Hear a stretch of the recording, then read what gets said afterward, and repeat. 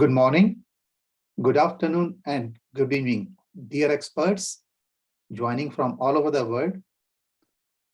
I am Ashwani Agarwal from ILO headquarters in Switzerland and extend a warm welcome to all of you. Today is a very important day. We are starting a masterclass series, the Skills Bridge, and that too in partnership with the government of Switzerland and some of the key institutions in Switzerland, which are undoubtedly one of the world leaders in the dual VET and apprenticeship system in the world. You may be thinking, why and what is this masterclass? As we all know, the world of work is changing so fast, bringing new challenges, increasing skills mismatches, and we all are taking initiatives to overcome these challenges and finding new solutions. Thus, we have gained significant knowledge and expertise that we can share with others. So instead of reinventing the wheel, it is better to learn from each other, collaborate, and develop innovative solutions together. It is in this spirit we have therefore started this masterclass series that brings together senior experts from different countries to share the most tested and effective practices and innovative approaches. The title Skills Bridge can be interpreted in many ways. It could be to bridge the gap in the skills, demand and supply, to bridge the gap between public and private sector, and so on. As we all know, a key to effective and efficient skills and lifelong learning system is through harnessing sustainable partnership between public and private actors in all aspects of the system. This is best demonstrated by countries having effective dual VET system and quality apprenticeships. In this first episode, in collaboration with the State Secretariat for Education, Research and Innovation, Switzerland, we will discuss success factors of the dual VET system in Switzerland from various perspectives. As I mentioned, Swiss dual VET or apprenticeship system is among the most successful Swiss skill systems in the world. The most fascinating part of the system is, which is the real impact kind of a thing, is that it has very high level of social recognition and the prestige associated with it in the Swiss society, whether it is the young persons, community, or businesses. All of them treat it highly prestigious, and the results are there. For example, 2/3 of all young persons in Switzerland take up apprenticeships, which is amazing. And this number are fairly stable over the years. And also another interesting aspect is that you will find the ex-apprentices in all walks of life.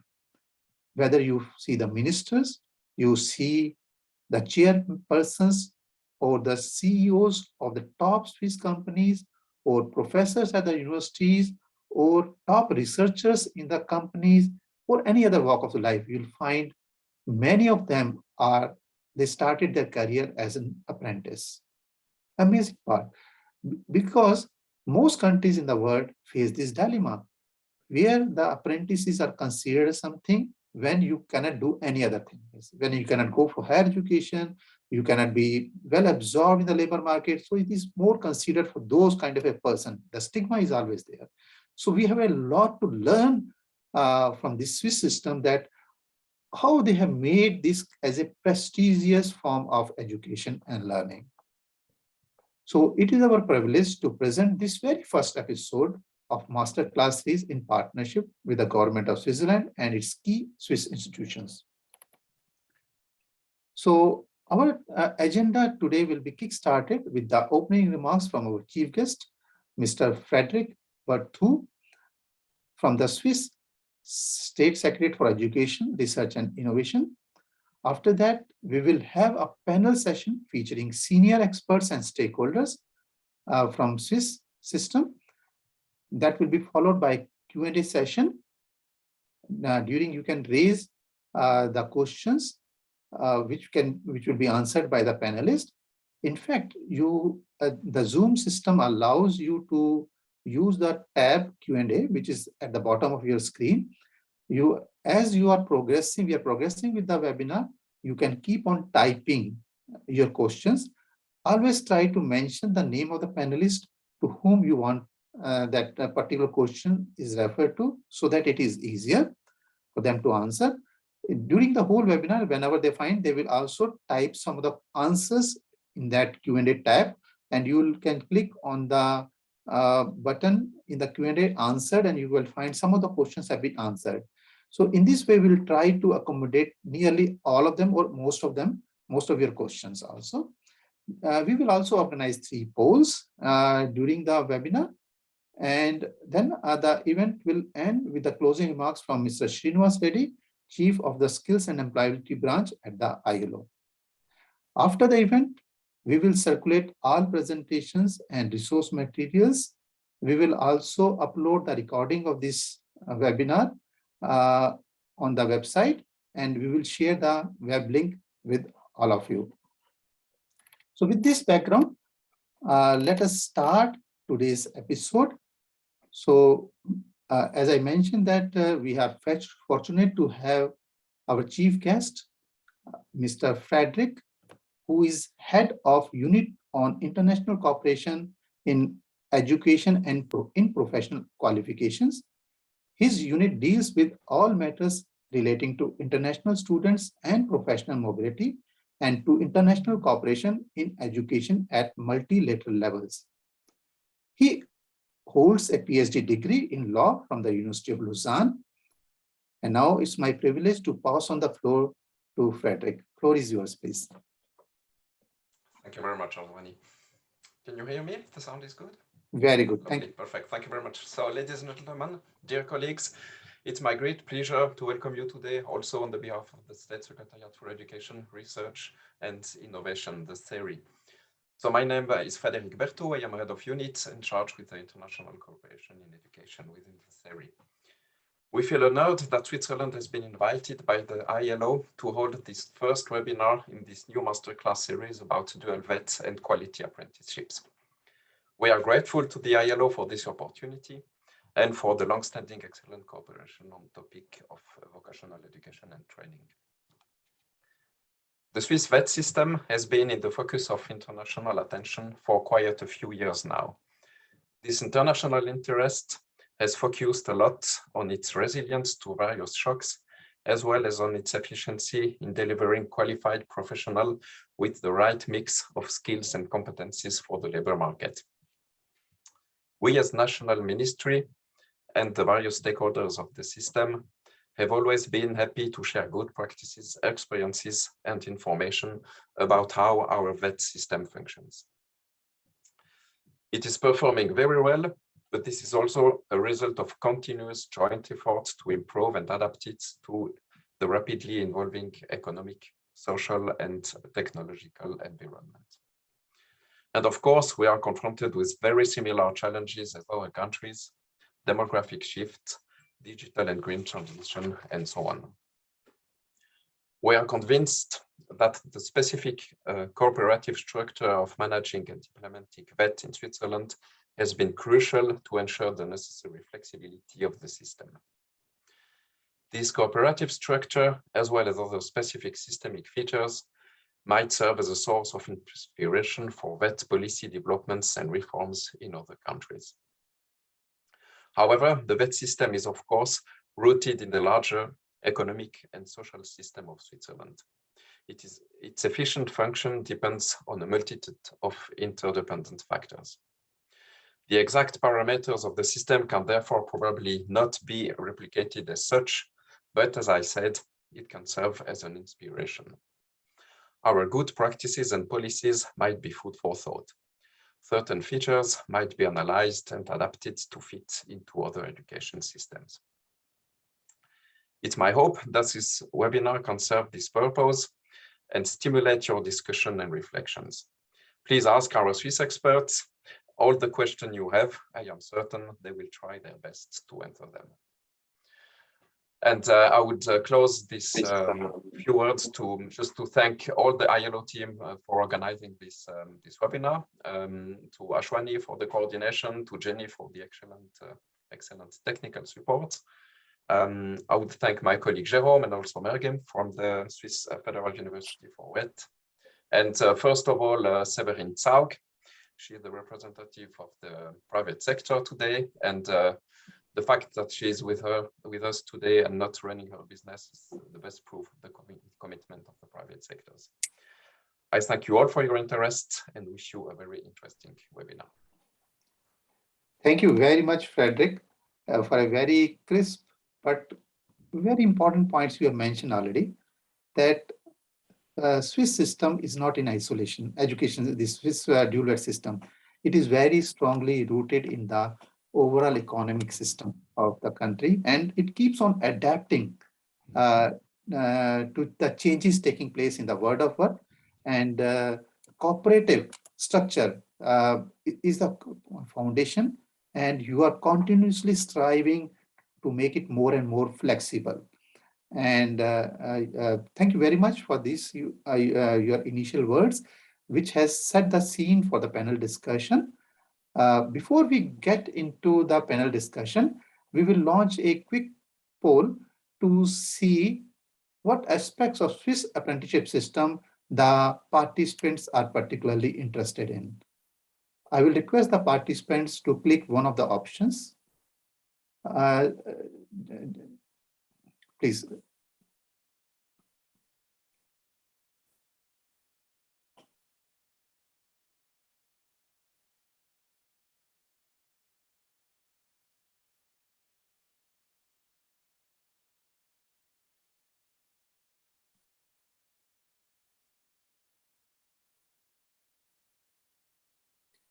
We can see on the screen, large number of participants are still choosing their option. We'll just give another maybe 20 seconds to all of you. So please choose your options. Okay, now we can see we are nearly having large percentage of participants have already exercised their options and they are still exercising. So we can see the top choices are how Swiss systems is increasing or successful in increasing private sector participation, how it is, how the cooperation between training centers and workplaces it takes place, and how a Swiss system is attractive to the young persons to take on apprenticeships.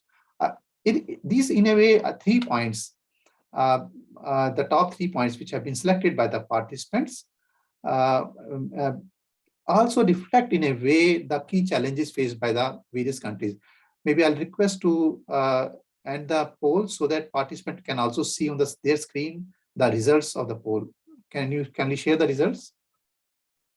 Yes, it's just playing. Okay, thank you very much. So now we'll go to the panel discussion with this background, and I'm happy to see that what we have tried to discuss with the experts from the Switzerland to focus their presentation, these are quite in line with also the expectations of the participants also. Thank you very much.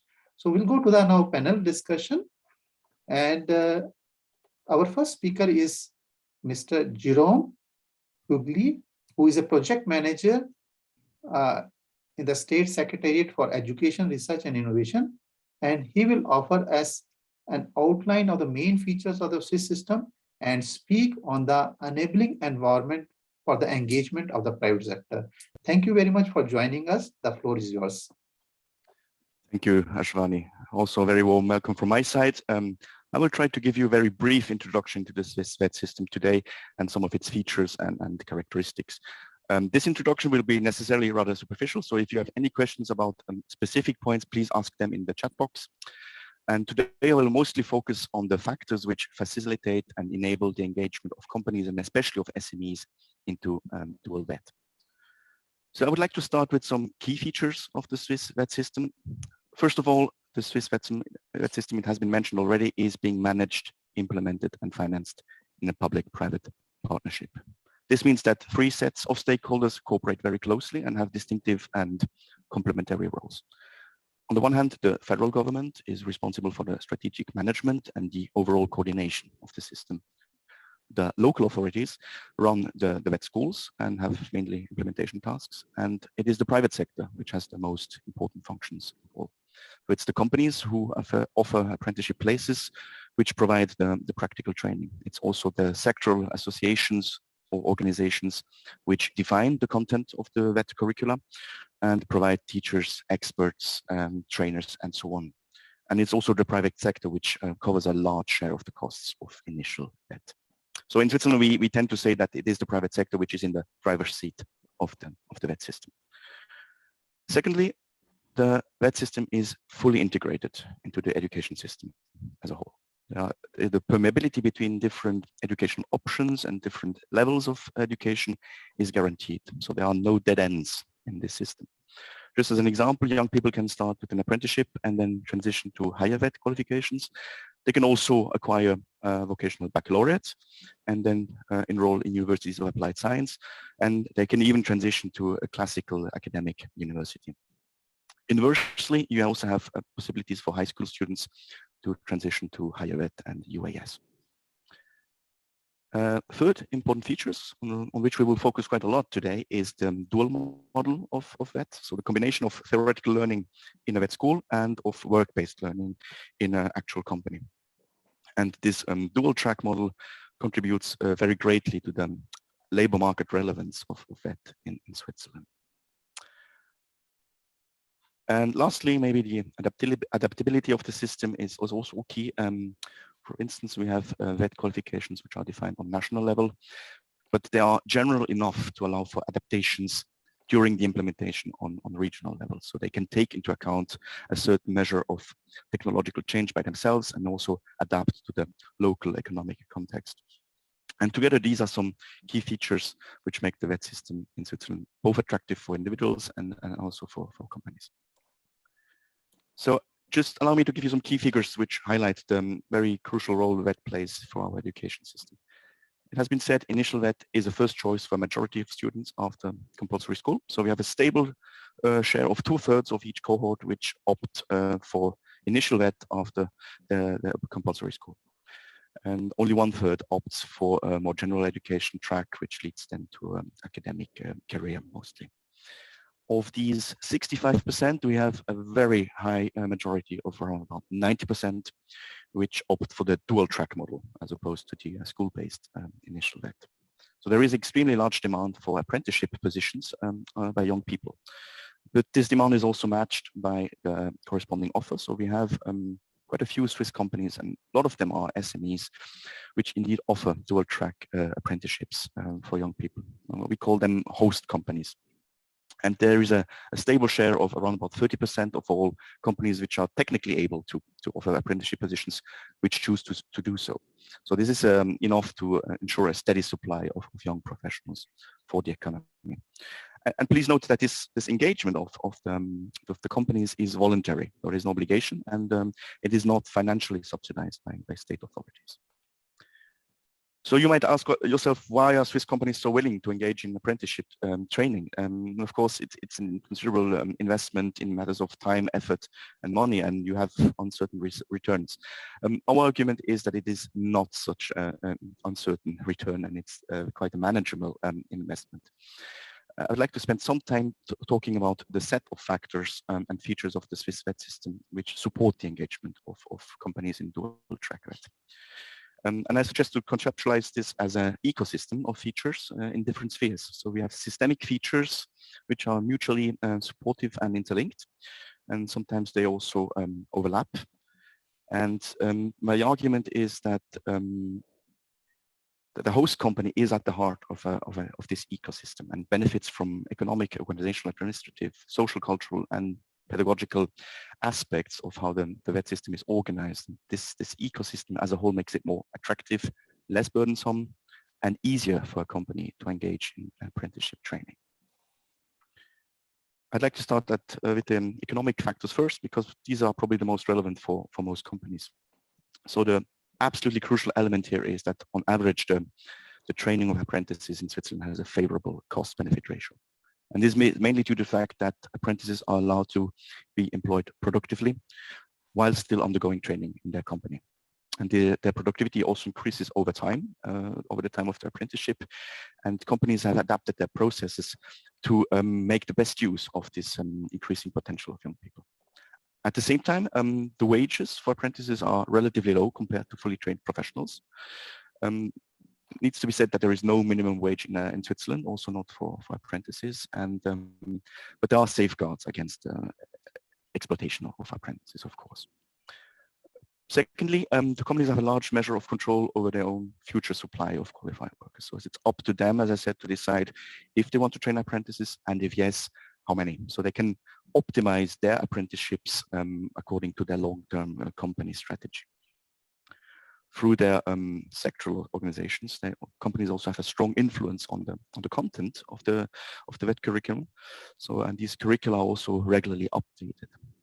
And as I said, these curricula leave enough room to take into account local specificities of companies and their local needs, and the operational educational plans, as we will see later, are defined on a regional level, actually. The private sector also has a direct link to the theoretical part of the education in the VET schools, because the VET teachers most of them are part-time teachers. So they remain rooted in their original professional field. So all of these aspects ensure that the VET qualification in Switzerland have a very strong labor market focus. So the way a qualification is taught and trained in practice is extremely relevant for the daily business of companies, and it matches their needs in matters of skills quite nicely. And all of this, of course, feeds back into the short-term productivity argument I made just before. The cooperative VET system and the beneficial cost-benefit ratio also lead to what I call a critical mass of host company. In other words, there are enough companies training enough apprentices in any given sector, and individual companies tend to train more than they need. That is leading to a good outcome in the sense that we largely avoid the problem of companies poaching good apprentices from each other.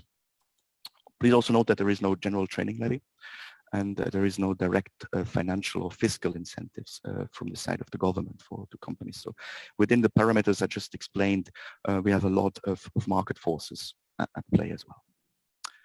On the organizational administrative side, it is relatively easy for Swiss companies to train apprentices. The administrative threshold is quite low, so companies only need an adequate and safe workspace. They need one, at the least, in-company instructor with a matching professional background, that's some pedagogical training, and tasks and equipment meeting the minimum requirements of the training plan. So it's easy to become a host company. Also, the companies are being actively supported by the local authorities if they want to start training. The authorities have dedicated VET coaches which go into the companies. They do not only control the conditions in the company, but they also have a more supportive role. So they are facilitating, they're expediting administrative steps, they give advice to the company, and so on.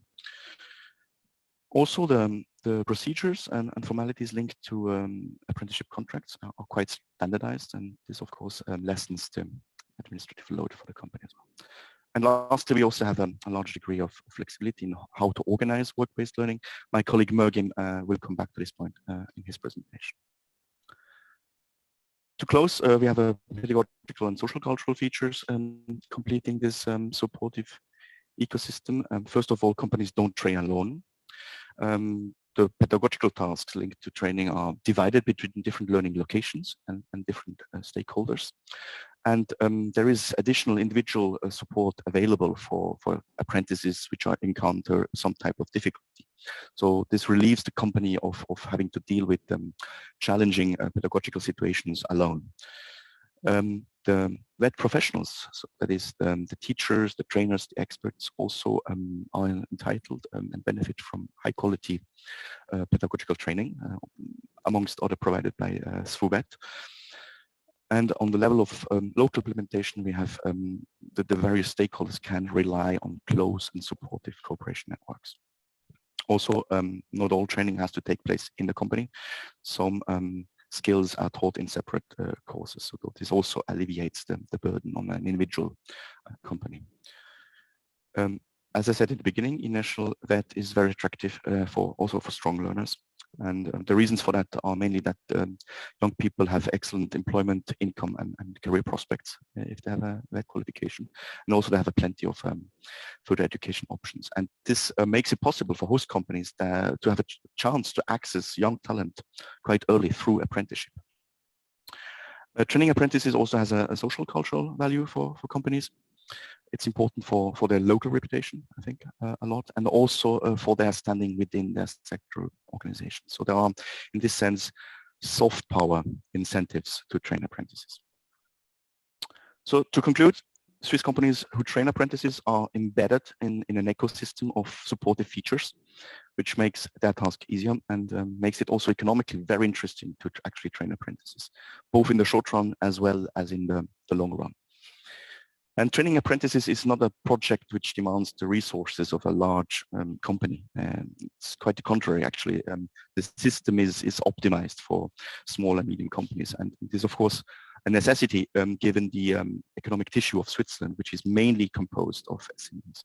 So we have over 99% of Swiss companies that have fewer than 250 employees. So it's no surprise that the companies who actually train apprentices are predominantly SMEs. So we have a share of around about 85% of SMEs as host companies. So almost all companies train, of course, but the bulk of the training is actually done by SMEs. I think I'd like to close at this point. I think this is a good segue to the next presentation of Severin Zaug. If you want to know more, please check out these links. I will also post them in the chat. I'll talk to you later. Ask your questions in the chat box, and thank you very much for your attention. Thank you very much, Jerome, for this very good, informative presentation, providing an overview of the Swiss VET system, dual VET system. Before we go to the next panelist, who will, and the second and the third panelist will further elaborate where Jerome has ended, providing more detailed information to all the participants. I will just like to request all the participants to only post their questions on the Q&A tab. I see some of them have posted on the chat, but now they are shifted. But please do not post any question in the chat. You may post only in the chat some comments or other things, but in terms of questions, you please put on the Q&A tab only. And I will also request Jerome and others, and when they find some time, please look at the questions and try to answer. Some of the questions are very specific to the Swiss system details, and I think you can already answer the questions directly by typing in the Q&A tab. Thank you. So now our next speaker is Miss Severin Zaug, Head of Carpentry Division, Herzog.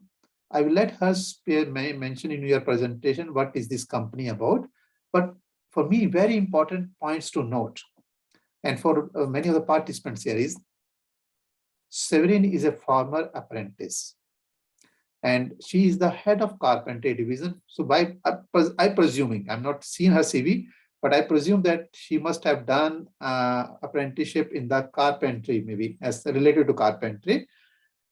In most of the countries, carpentry is considered as a domain of men, not of the women. So here we have a person who has done carpentry, broken down those myths that certain occupations are only for certain gender, and she's heading the division also. So it's our pleasure to have you with us here, and the floor is yours. Please go ahead. Thank you very much. Hello, everyone. My name is Severin. Like you said before, I'm head of division for carpenter at Herzog Bau und Holzbau AG, and also executive manager or member of the executive management. Well, I really welcome you to my input for the business side of vocational education and training. Herzog Bau und Holzbau AG is a company based on the construction area. We employ about 100 employees in the branch of mason, bricklayer, carpenter, and as a joiner. Among these employees, we train about 15 apprentices in the different branches. Now, I'd like you to explain how someone can become an apprentice at Herzog. Assuming a student goes, in my view, the normal way to start an apprentice. In our regular school, the students are accompanied on this path on their way to find out which direction their path should go and how to apply. If they have any idea which occupation they could like, they start applying to different companies and most of the time also to different professions. They apply to work in the companies for 1 to 5 days as a trial apprentice. In this trial apprentice, they're going to work with our employees by the daily work, most of the time on the construction site. After those days, the student can imagine what this job includes and if they like this job or this profession or not. The advantage of these trial apprentice is for us to know the students. So we have a network with the students and they know if they like the job or if they like the company. We can see in those few days if they're suitable for this profession or if they're not. If we'd like to hire this student, we offer him this at place after those days. We are going to speak or give a feedback to every trial apprentice in our company so they can imagine what's possible or not. Some times ago, maybe I should explain this. Some times ago, we as a company were in a situation where we could choose from enormous number of applications which apprentice we'd like to hire. But now, like Sharon told before, we have 10% of students we're going to do an apprentice, and this number of apprentice is very small. We have a lot of companies, and this time we're happy to have 1 or 2 students or apprentice per year. And yeah, that's the situation now. We have a shortage of skilled workers, and so we're going to be happy if we find some young people would like to learn a profession. Okay, further, I'd like to present 2 different voices from our company about apprentice, about the attractivity of an apprenticeship, and also from an apprentice of the 4th year, Daniel Heid. Why did he choose an apprentice?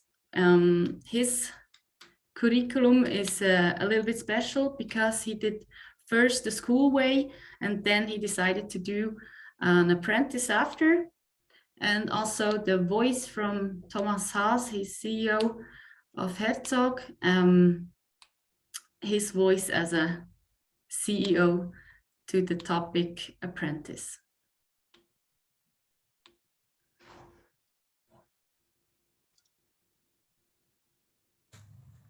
Hello everyone, my name is Daniel and I'm working as a carpenter. After my high school diploma, I decided to do something practically. and I made an internship for 1 year as a carpenter. After this year, because I liked it that much, I decided to make an apprenticeship for another 3 years. And I can recommend it to everybody because I go to school every second week. And in school, we learn basic stuff about building things with wood, like stairs or floors or roofs, and yeah, nearly everything. And we'll also draw these things.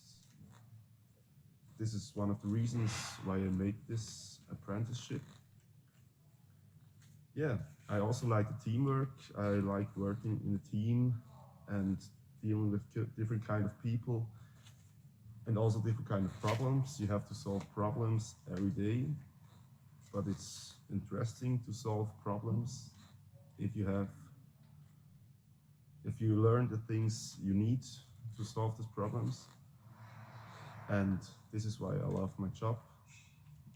And this is also why I want to study this kind of thing. I want to go to a University of Applied Sciences and make the Bachelor of Science in wood engineering. Yeah, this is how it's called. And yeah, I want to work with people, and yeah, this is very interesting. Hello everybody, we as a company are interested in good workers to build up skilled workers for our future. It is the basic foundation of the construction companies and to have good workers with knowledge of construction. A big plus is also the know-how transfer between the young and the old, and also the knowledge of the methods. Thank you very much. Okay, I hope this gives you a little input for different voices. Ashwani, I'd like you to explain my way that I took. I did an apprenticeship as a poly designer. It's not a carpenter, so I did a special way. I did an internship after my apprenticeship as a carpenter. I did the vocational school learning, that's preparation for studying. And after my internship, I did the University of Applied Sciences in wood engineering. And after my diploma as a wood engineer, I took place here by Herzog as head of division. So as you can see, there are many ways to go. In Switzerland, you have most every opportunity to go. Yes, okay. I'd like you to show some benefits and challenges, as you heard before in the videos. The first is fostering a skilled workforce for the future. It's our interest to build our own foundation for the future with our company. Building a foundation, like I told, of skilled workers, the know-how transfer, provide an opportunity for the future after young people completed mandatory school, professional recognition, preparation for the professional world, not even in technical specific, also in social topics, acquiring general knowledge, widely applied in different contexts. We can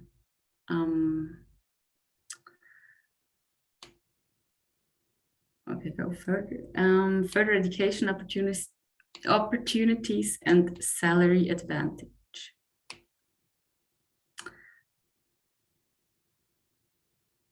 Thank you. The challenges are, as a company, it's an investment, and it means not even a financial investment, also an effort for organization and administration. We invest a lot of time taking exchanges with the school, with courses or head of courses. We take a lot of time to learn the practical parts in our company. The apprentices are some days per week in school, so we can use them for the daily work 3 to 4 days a week. And apprentices commit early to decision for their professional future. That's an important part for me, I think. Most of the apprentices are 14 years old and have to decide what they like to do for the rest of their life. But in Switzerland, there are many opportunities to change this mind or change this decision after a few years.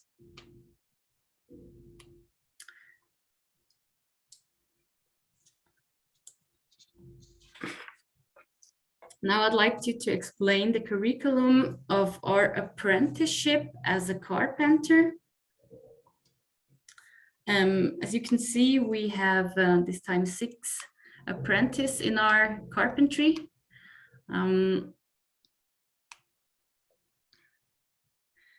The apprentice of a carpenter takes 4 years. In this 4 years and 8 semesters, the apprentice go, like Daniel said before, 1 to 2 days per week in school, and the rest of the days they're in the company. At school, the lessons and the semester are divided into different theoretical subject areas. General education is one of them, sports and technical education. The technical education includes for the carpenter the knowledge about the material, knowledge about wood, forest, and the wood industry, handling with machines and theoretical know-how of machines and hand tools, manufacturing of products with product equipment, assembly of components, environmental protection, health and safety of work. That's a big part, the safety, health and safety in Switzerland. I think this is very important. In addition, the regular school day, there are 1 to 3 intercompany courses are held per semester. Those are the blue ones on the page, which take special topics which cannot be taught in normal school lessons. Those topics are, for example, practical handling with machines, with big machines, forklift, lifting platforms, chainsaw, or fall protection. At the end of those 4 years, the apprentices are tested on their knowledge and on their skills, practically, in writing and orally. If they pass these exams, they will receive their certificate of proficiency as their apprentice diploma. During the apprentice period, the exchange between the teachers and the company is very important. The company receives these reports and is kept up to date on where the learner still needs to catch up, where he has his strengths and how he behaves and applies himself at school. Since the wood industry sector is not that very large, we know each other very well. and whether they are teacher or employers. And I think this makes the exchange very easy, or the transfer of information very easy for us to know each other. It's also important to mention that the experts who take the final exam come from the surrounding companies. So they are working in the private sector too. They have their finger on the pulse of time. We're fortunate by Herzog that the person responsible for our training is the chief expert of the Canton Bern. So we're constantly informed about topics, what's going on in school.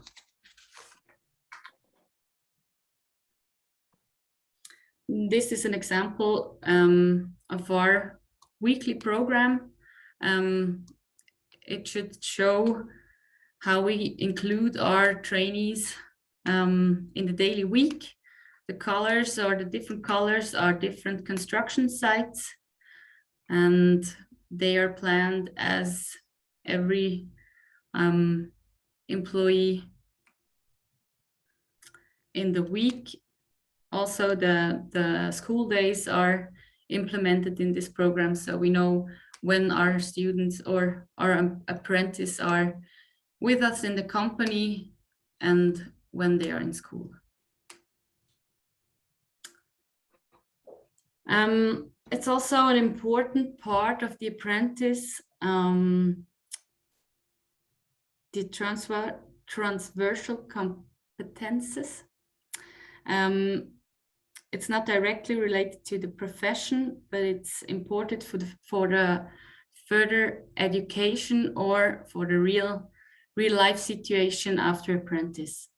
It is for the first, the knowledge of business administration, so they know how a company works.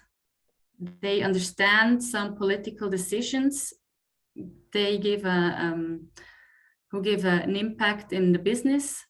They learn team building, working with different people, and maybe also working with difficult people, dealing with customers, clients, architects, construction management, social skills in discussion, argumentation, argument culture, in finding solution and making compromises sometimes. They have time for 4 years to get this professional, and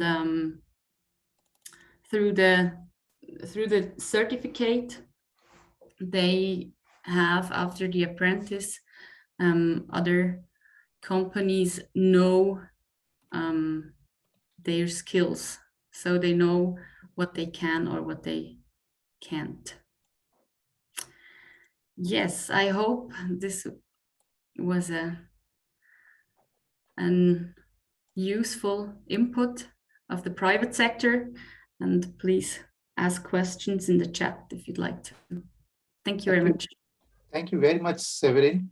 You have very nicely projected how a detailed planning is done to schedule the training of apprentices first at the company level, within different divisions of the company or the different construction site. Very detailed planning is there. And also there is a very effective cooperation between the school and the workplace company in terms of how you organize the learning that has to take place at the company level and at the school level, and how the effective coordination and feedback also is conveyed to both the learning sites, by one learning site to another, so that there is a complete synchronization of the learning taking place for the apprentices. And of course, you also highlighted that your own case, which clearly indicates the high permeability of Swiss VET system, that one person can start with apprentice, can go for different modes of learning higher education, and then can take up any kind of a different type of jobs also, which makes it attractive for very young persons also. For example, starting at the age of 14, where they can confidently take up the apprenticeship because they know it's not a dead-end qualification for them also. Now, before we go to the last panelist for this discussion, maybe let's take a poll, involve the participants, and where you kindly indicate, because the key challenge which is coming up in many countries is how to engage micro and small enterprises in apprentices. The poll is already there. Please choose one of the options which you think is the most appropriate. There may be other options also appropriate, but choose only one of them. And as we have seen from the previous presentations, say from when the Jerome mentioned clearly, in Switzerland, more than 99% of the companies are small ones. So it is very important that they are engaged in the apprenticeship system. And let's see what the participant says, what is their suggestion. And of course, in Switzerland, the initiatives taken may be same or maybe different, or it could be a big combination of many factors together also. Just in the interest of time, I think we have to close this poll faster. So please click quickly so that maybe Jenny, can you already show us maybe just the results to all the participants now? So we see that the number one option chosen is creating awareness about benefits of apprentices to the companies and establishing intermediaries to support the companies in various functions. It could be including the practical training. And of course, the third most important option is the providing financial incentives, and last one is training of trainers.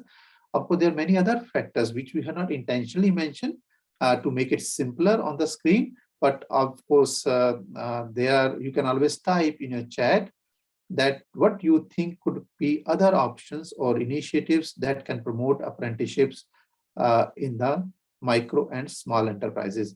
With this one, I request but before requesting Margim, I will again request Severin, please look at the Q&A. There are many questions which have been specifically referred to you, or even if your name is not there, you will find that perhaps you are the right person. And I am also very thankful to our other two panelists also.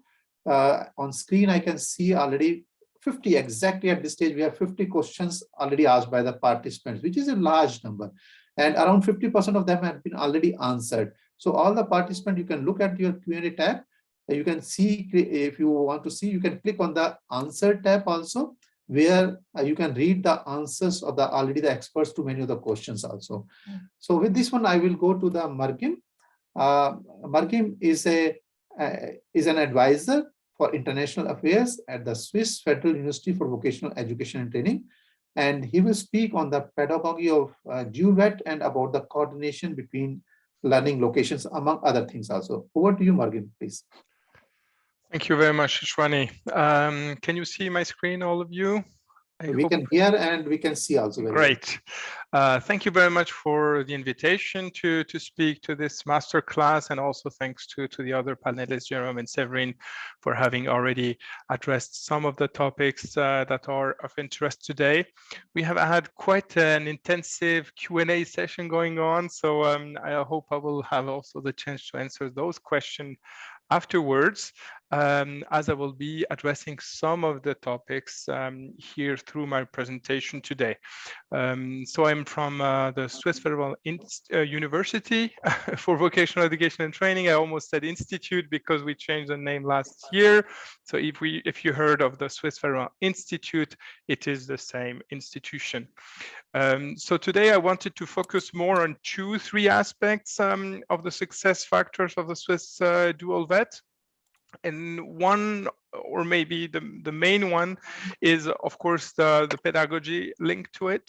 The reason why it works, it's also because of the pedagogical reasons, of the interest of the participants to actually undergo these programs.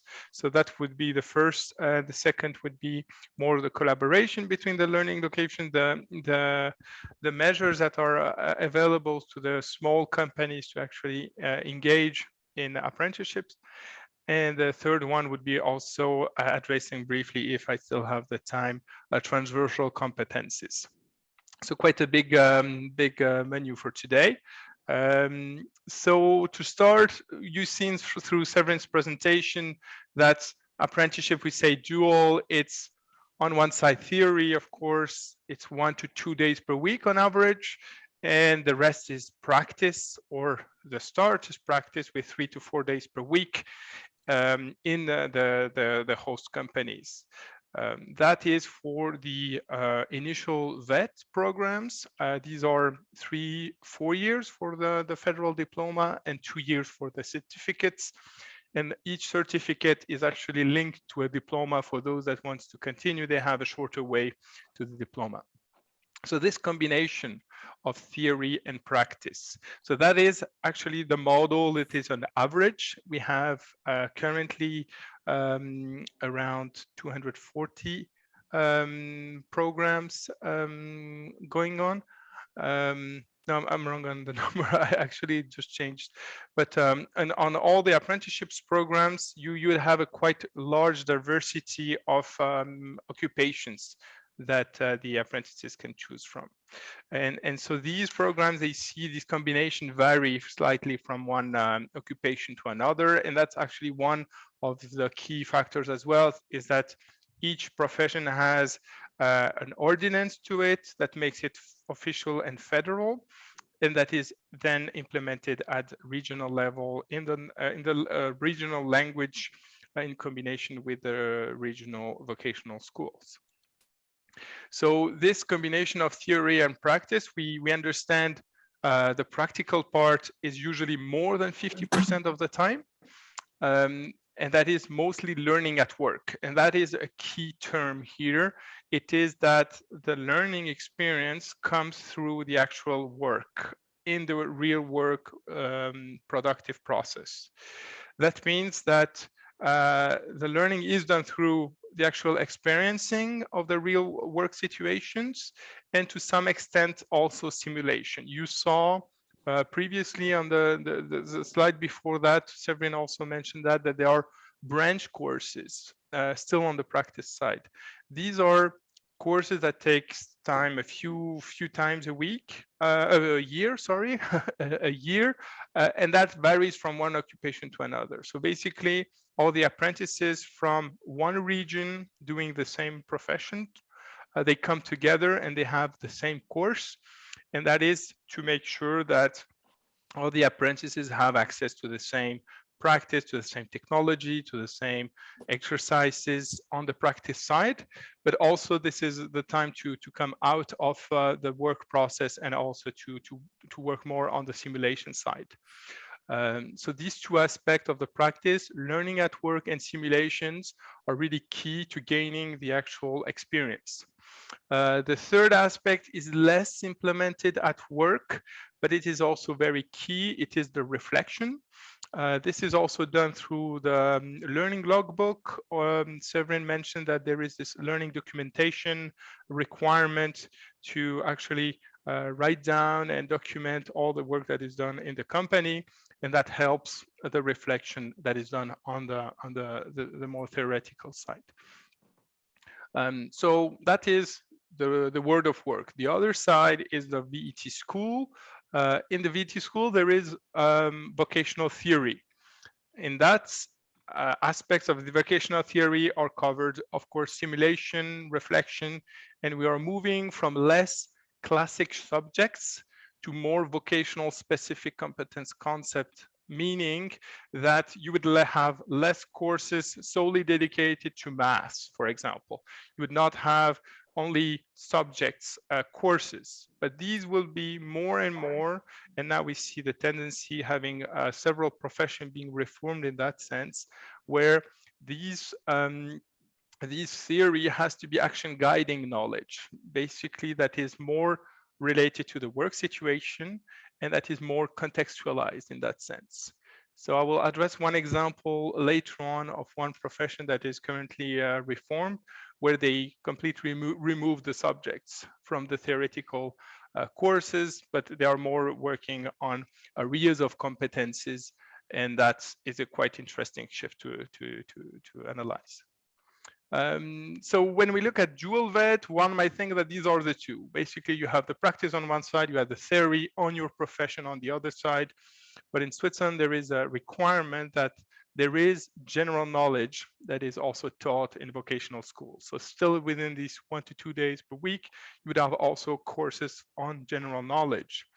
And these include language and communication, society. So society is a very broad term, but it covers culture, law, ecology, economics, ethics, identity, technology.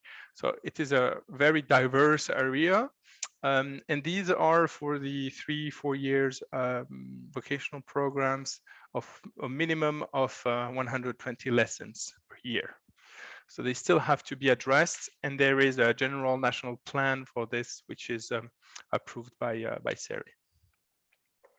Last but not least, it's also because it's still an educational program, it is more than half of it is practice, is work, but it is still a general education program. And so here in the promotion of physical education, there is now a requirement for at least 40 lessons per year. And we saw in Severin's example that the apprentices, they have to attend all these combination of practice and theory and make it a very complete, very kind of a complex also program. So we saw these are the focus on the practice, of course, the theory that complements this practice, the general knowledge, the sports, but there is a certain equilibrium to be found between the work in the company and the aspects of training.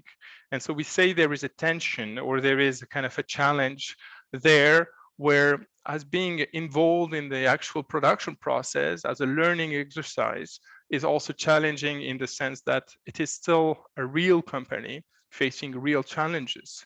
So there, the elements of training and accompanying the apprentices in the workplace have to be really measured by each company, by each content as well, and the trainers in the company, but also the supporting other persons in the school, in the intercompany courses. So there is certain kind of organization of persons that are supporting the apprentice. And this tension is also a balance to be found, and that still participates to some extent to the actual building of life experience for the apprentice.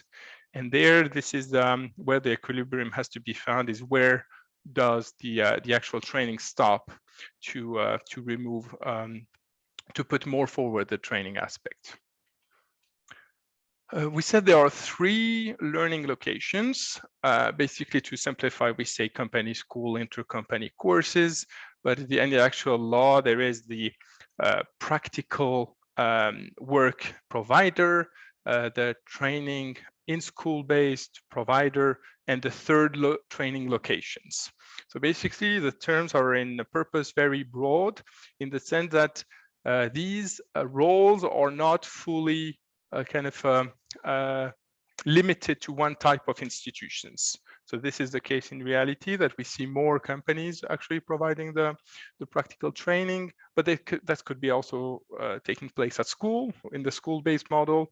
And so for the 3rd learning location, these are usually branch courses, but that can be also other institutions can take up this role. So we have these coordination of these 3 locations, and this is described in a training plan, which competencies have to be covered in each of these 3 locations. And the rule is that each ordinance, each kind of national, federal training plan has to be revised at least every 5 years. So these are 3 to 4 years program, but it's still, the revision is at least every 5 years, which is very demanding. And the other aspect is that it means that amongst all the current professions, there are still ongoing reforms. So this is a very demanding aspect, but it also makes sure that the relevance of the training content. And Jerome mentioned that the lead there is really much with the private sector, because even within these 5 years, there is a right for the private sector to initiate an even earlier revision or the creation of a new profession. So the competence-oriented, the labor market relevance-oriented of these programs are very much linked to the situation in the private sector in that sense. And that comes down to the actual practical training, where you see the tendency and the changes already occurring in the companies. So the training plans are minimum requirements. So that does not prevent any company from going further than what's actually in the training plan. So speaking of the companies to cover the training plan, Jerome said that we have a very large share, if not almost virtually the biggest share of training companies that are also small and medium-sized companies, and we have quite a share also which are more micros. And so the actual regulation currently allow for different models to implement the practical side.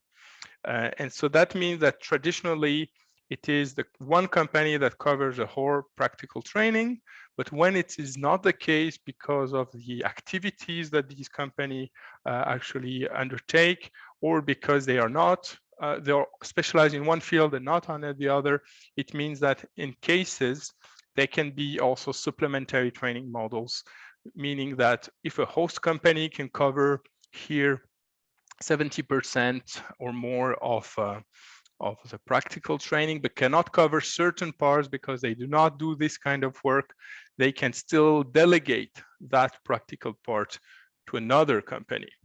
And so a partner company. But in that case, the host company remains the contractual partner.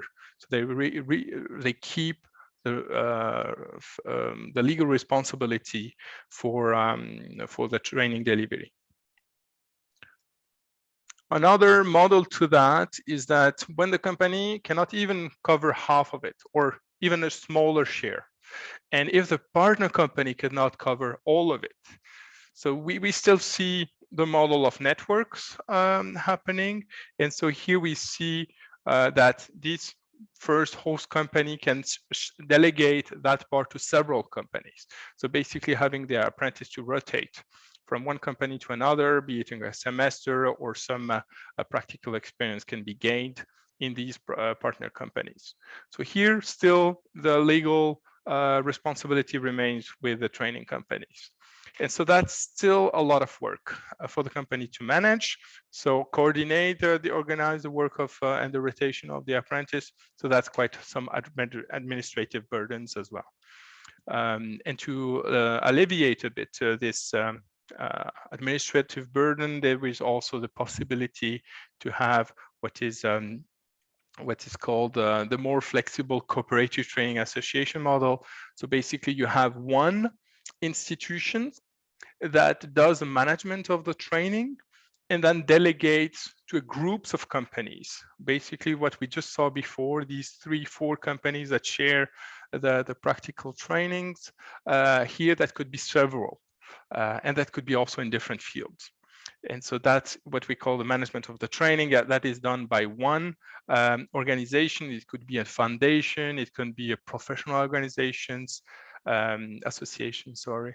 But here the contractual partner, and I think I'm missing the red triangle here, is actually with this management organizations. So they delegate solely the practical part.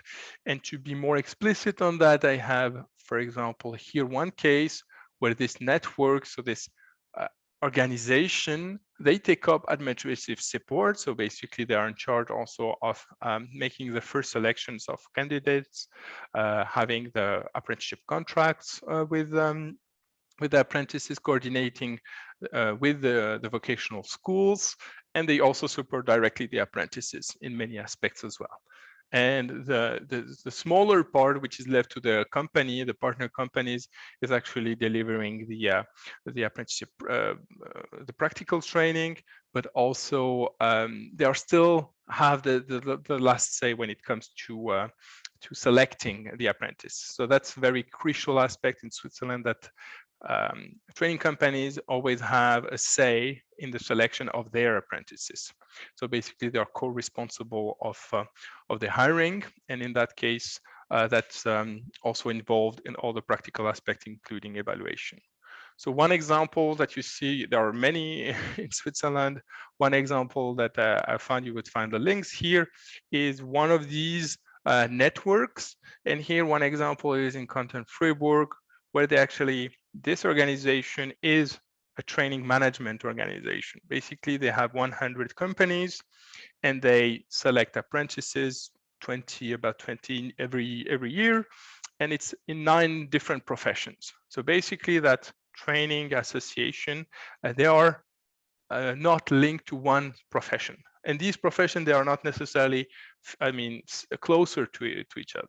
So we see administrative, manufacturing, IT, there are 9 different professions. So that also shows that the management can be delegated to organizations that do solely that, to support smaller organizations.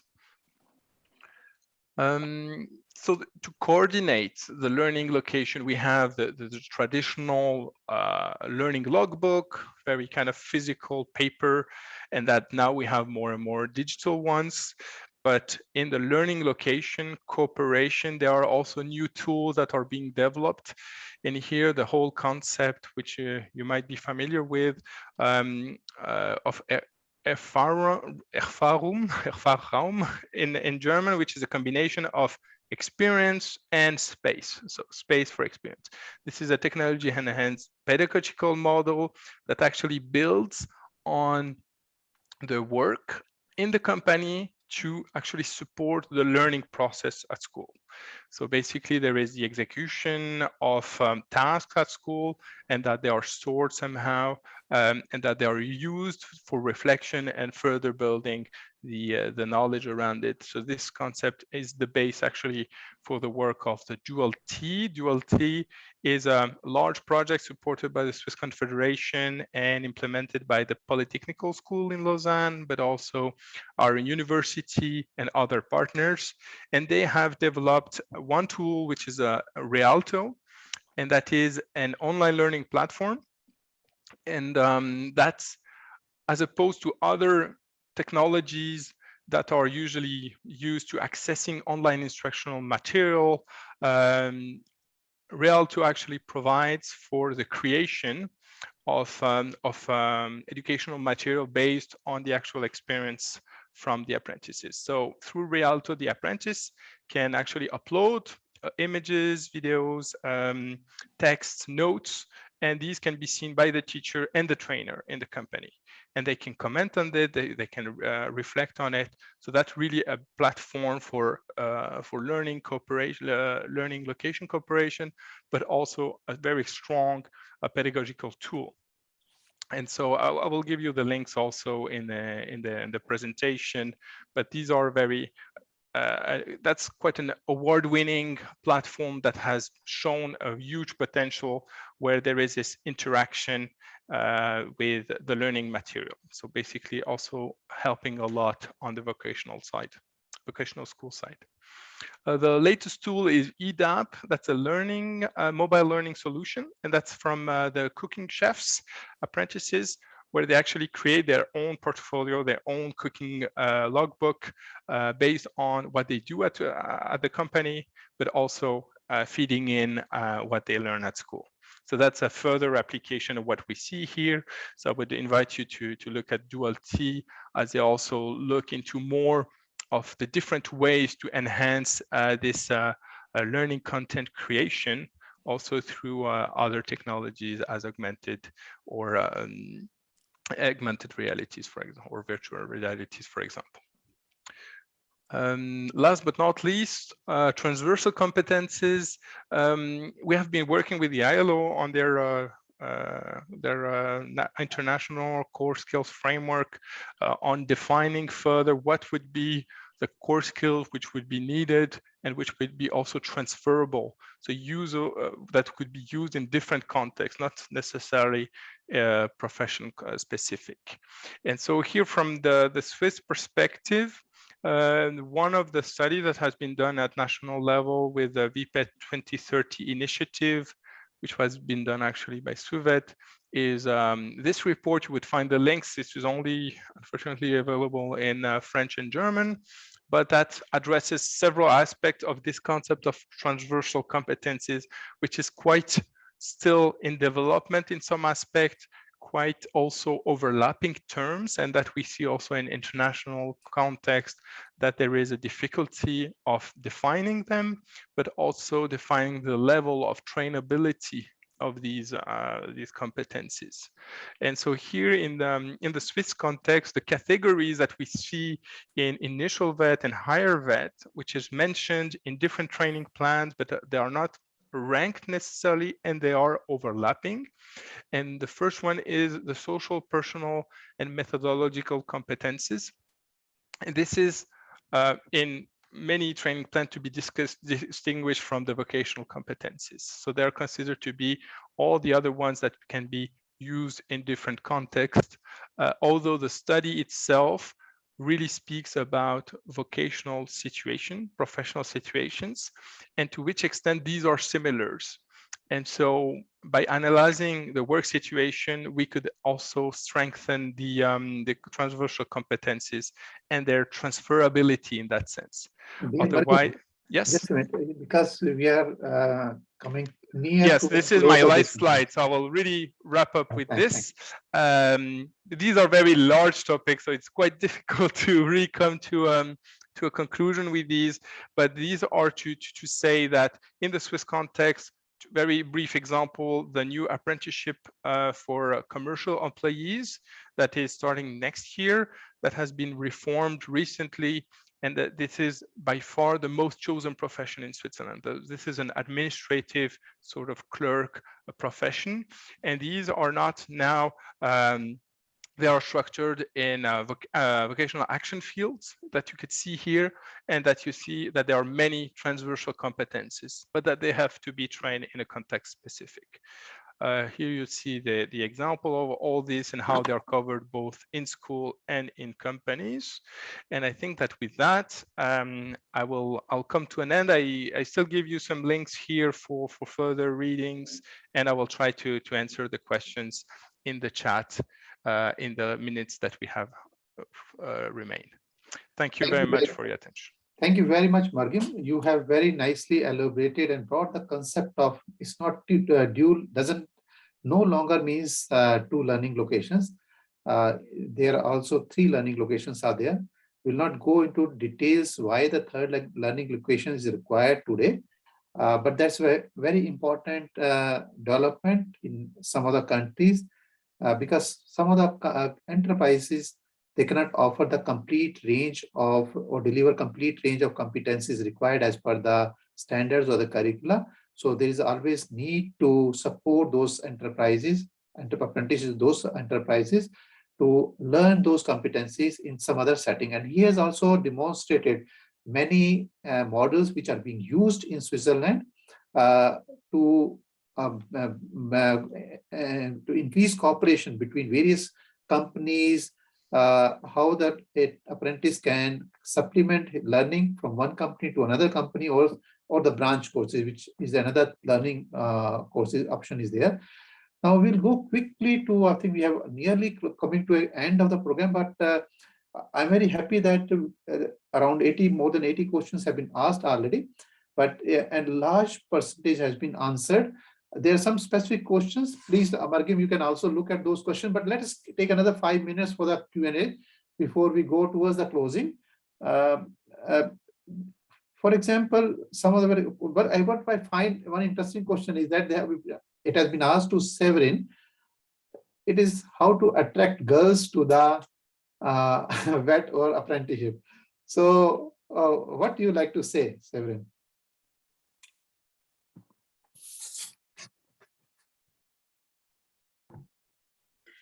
Yes, this question I answered already. It depends which profession it is. There are many professions in Switzerland. It's the other way. There are many girls and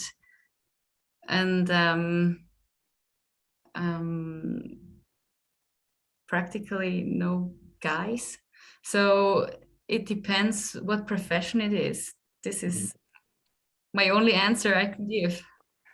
Of course, since your company, you are in a construction company, heading a construction division, how do you think, do the girls are willing to take construction sector apprenticeship in Switzerland or in your company? How it happens?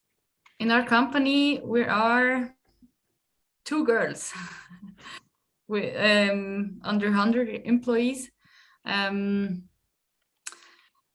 There are more girls who like to do apprentice in construction site as a 10 years before, but yeah, I know it is a heavy job.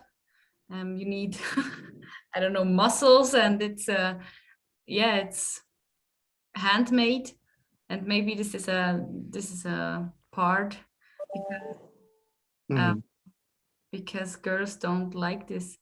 I don't know. Okay, I think I can see Jerome wants to respond to some questions. Jerome, please take the floor. Yes, maybe I can complement to this answer or to this question.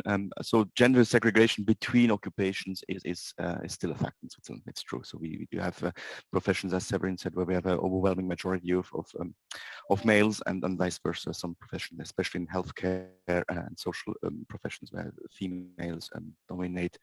It's something we have been addressing for several years now. One possible strategy to attract girls to more technical occupation is, of course, to emphasize the customer relations, the creative aspects of the profession, and less, let's say, the dirty, heavy lifting aspects of some professions. So we've seen quite some successes in professions such as painters, where we have quite a lot of women now after a couple of decades, because this manual profession seems to speak to girls' sense of creativity, interest for design, interest for customer relations, and so on. And inversely, in more traditionally female sectors, of course, we also see more and more men getting in, because often these are sectors where we have a lack of qualified personnel, and the market forces also are at play there by raising the wage in these sectors. So that makes them maybe a bit more attractive for guys. But this is still an open issue, and we haven't found the magical solution to this yet. Thank you very much. I think this requires more debate, and there are some questions, a couple of questions on some I think participant from Africa raising on the informal apprenticeship which is taking place. Just to inform the participants, ILO has a very successful separate program, and we have complete manual guidelines, and we have been assisting many countries around the world how to basically improve the learning in the informal economy using this apprenticeship as a model. And recently we have developed also a new learning program, which is e-learning program called From Informal to Quality Apprenticeship. And the program has been completed, but we will be launching it sometime this year, and we will announce. But we have, just to inform all of you, we have a plan and that this masterclass series to have a separate episode covering, because that requires more in-depth discussion on that. We will organize that one also. And just to inform you parallelly that with the support of government of Flanders, ILO is currently conducting another big research project, which is called Apprenticeships Development in the Context of Lifelong Learning and Training, which in short it's called ADULT, basically focusing on reskilling, upskilling, as well as apprenticeship for the digital and green economy, as well as informal apprenticeship is covered. And shortly we're in the final stages of those reports, and we will be organizing separate episodes on each one of those important topics. So there will be other opportunities to learn and focus. And one of the topics is also on the social inclusion, particularly focusing on how to bring the gender, how to ensure gender balance in apprenticeship also, and other topics also. So we will be focusing more on those topics on that time. Now, since I can see the Frederick is also back now. He was there always the time, but I can see he's on the video also. But before I request for the closing, but maybe I can go back to Frederick. If you have any final comments to make from your, because we cannot take all the questions, but I will assure all the participants, when we are sending you the materials, presentations and everything, we will share all these question and answer which have been answered also, and we will still remain in contact with our panelists, so that whatever the remaining questions are there, if they can kindly answer those questions, so that we compile all the question and answer and send to all the participants also. So Frederick, the floor is yours if you'd like to make any comments. Thank you very much. No, I just want to thank all the participants for the interesting questions. So many questions. We did not expect so many questions. It's a very good sign on the interest, and probably we need a little more time to answer all of them, and we would be very grateful if the ILO can register the answers and provide for any PDF or a final document with all the questions and the answers. We assure all the participants, because they have participated and they have taken time to ask all the questions. We assure you, all the participants, that all the questions will be answered, and will provide you the written answers along with in our emails. And thank you for confirming, Frederick, that you will be kind enough that you will continue to cooperate and answer some of the questions after the this particular masterclass also. Now, before I go finally to our closing remarks, just Jenny, can you just launch the final poll? We want to request all the participants their frank opinion about today's masterclass. How do you think it has been? You think is beneficial to you? Whether it led to some new knowledge, or you find it useful?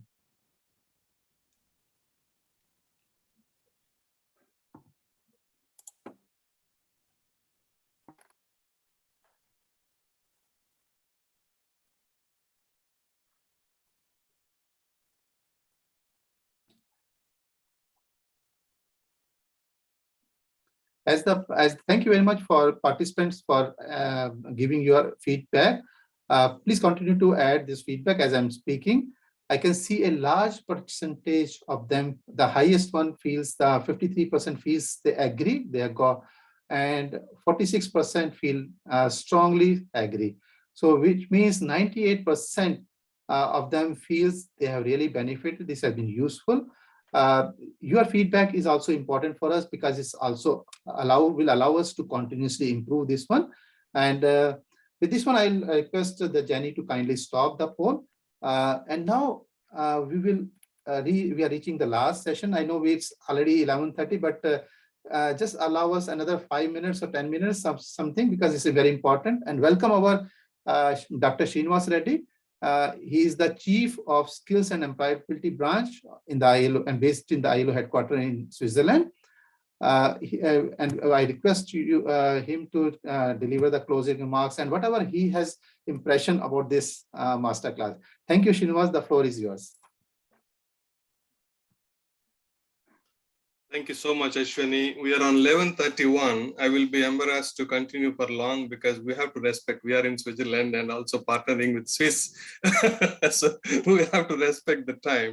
So I will be as short as possible, because I also have strong feelings of the wonderful masterclass that we have today, as 98% of the participants have acknowledged. And first of all, I want to congratulate all our colleagues, Ashwani, and all the colleagues that are responsible for launching this masterclass series, Skills Bridge, in partnership with the Swiss. What a wonderful way to really launch this kind of a dialogue. I really appreciate this, and I want to take this opportunity to thank the Swiss colleagues, Fred, who is here, and also with Jerome, and my very good friend Margim. Good to see you again.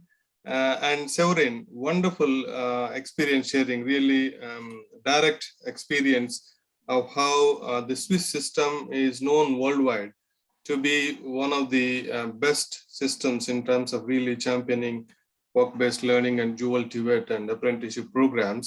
But today, I think even myself, having been living in Switzerland for more than 4 years now, I always wondered, what is the secret sauce behind the success of the dual TVET, and some of the very good very good insights that directly coming from the people who are responsible for making this successful is very, very inspiring. As the participants have initially expressed their expectations, people want to know, people have no questions about, whether Swiss system is successful or not. Many of us have questions, all the participants have questions, how they are becoming so successful, what the rest of the world can learn from. For example, the whole issue of private sector participation, and particularly SMEs participation. How can we learn? How can we replicate? What does it take to really make it successful? And even the question of, youth attraction to apprenticeships. This is a challenge. Many of the youth are, because what we see today in the world are jobs, skills, and aspirations mismatch. First of all, there are not adequate and appropriate jobs. Where there are jobs, you do not have people with the right set of skills. Where you have jobs and skills, but people aspirations are different. They want to do something, they're getting something different. So how do we really match? I think Swiss has an excellent example.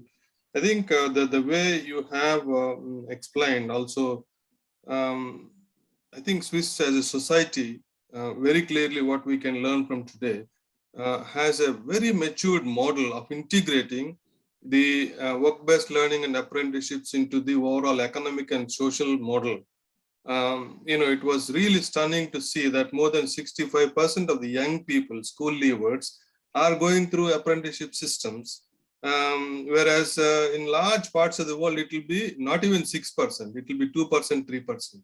What a paradox, And then when you, Fred and Jerome, when you explained, most of these work-based learning expenses are borne by the private sector. I think that is really an astonishing fact. So how can we have more private sector participation in other parts of the world? There is a lot to learn. Probably we also need to bring opportunities for both the government authorities as well as private sector bodies to interact with the Swiss private sector and Swiss government authorities to see how this can be really as an inspiration. As Frederick said, not everything can be copied, but how can this really provide inspiration for many other governments and countries who want to really improve the apprenticeship rate, participation rate from 1%, 2%, of course, going to 65%, I don't know when that, but, obviously there should be ambition if we want to really avoid a skills mismatch, because this is a classic case, as Sorin has given her first-hand direct experience of how the skills that she acquired and another colleague, a young person who acquires, they directly learn on the job, and they also have a good backing of the theory, and both combination in actual delivery with the private sector, but fully backed by the federal government and also provincial governments. It's a very, very, very important and classic model. There are some sacrifices also here. I think what we have to learn that the sacrifice, maybe sacrifice is a wrong English word to use. Maybe I should find another appropriate word. For example, the apprentices begin with a very nominal or low wage compared to a regular worker. And apprenticeship duration is 4 years. So this is not so easily possible in many parts of the world because it can be seen as an exploitation or a cheap labor substitution. So how can we really counter this and really see that it is not used as a cheap labor, as a substitute for regular worker, but at the same time during these 3 years, 4 years systematic learning exercises, how they are really getting into jobs. I myself had a direct experience when I was speaking with an apprentice in UBS Bank, a young person. I asked him, why did you join this apprenticeship program instead of going to a bachelor degree in business? He told me that, he learns every department by department, every such activity in a meticulous way during his 4 years of apprenticeship. And then he gets directly into the bank job. So he doesn't have to really go through a Bachelor of Business program. So, that is really eye-opening that the Swiss as a society has really completely opened all of your sectors for work-based learning and apprenticeships. And I want to really take this opportunity to thank you, Frederick, for joining and sharing your knowledge and making your time available, and also Jerome Margim and Severin, and many of the colleagues. We have outstanding partnership with Swiss, and we are committed to really promoting these experiences, knowledge sharing. We want more and more governments, employers, and workers' organizations from around the world and academic institutions from around the world to have this opportunity to exchange notes with Swiss models and see, what can be learned. Not a copy paste is simply not possible, of course, but what best experiences can be learned. And particularly, I want to thank you, Severin, for your direct experience, which is very, very motivating. My apologies for really exceeding by 8 minutes. By no means in Swiss time it is pardonable, but my sincere apologies. Next time we will do our best to stick to the time, and colleagues, please pardon us for this. Thank you very much. Thank you very much, Srinivas, for your very excellent closing remarks. We are very mindful of this one, but I can see that most of the participants are still with us because this has been so interesting session. So thank you again to all the participants. First of all, to participants, because that's what your participation makes us motivate to do more. And I can see even one of the colleagues from the BIB, which is the Federal Institute for Vocational Education Training in Germany. She has already offered that to the other participants. If they have own questions, they can ask. Sure, I think we will be coming to BIB also next time. Maybe one of the episodes we will do together with Germany also and many other countries. So please, whoever you think you have something interesting story to share, other things are there, please write to me and or Jenny. You have the email addresses of Jenny and my. Please write to us. We will, in our future episode, we will appropriately also bring some other experts from other parts of the world also to take the floor and share their experiences. So it's not only one way from one country to another country, it is both ways everywhere. So with this one, I'd like to say thank you very much, everyone. And till the next episode, stay healthy, happy, peaceful. Thank you. Thank you. Thank you. Bye-bye, colleagues. Bye, everyone. Bye. Thank you. Bye.